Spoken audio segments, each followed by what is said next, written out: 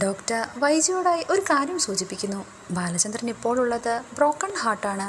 അതുകൊണ്ട് അയാളുടെ ആഗ്രഹപ്രകാരം നിങ്ങൾ കുറച്ചു കാലത്തേക്കെങ്കിലും അയാളിൽ നിന്ന് അകലം പാലിക്കണമെന്ന് ഡോക്ടർ പറഞ്ഞ് മനസ്സിലാക്കുന്നു. ഇത് കേൾക്കുന്ന വൈജ, ഞാനല്ലാതെ പിന്നെ ആര് ബാലനെ നോക്കും?